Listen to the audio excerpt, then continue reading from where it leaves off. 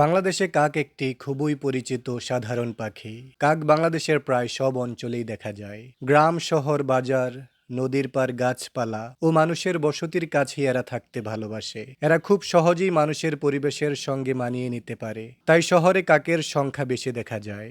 বাংলাদেশে প্রধানত দুটি প্রজাতির কাক দেখা যায়: হাউস ক্রো, জংলি কাক বা লার্জ বিল্ড ক্রো। কাক সর্বভুক পাখি।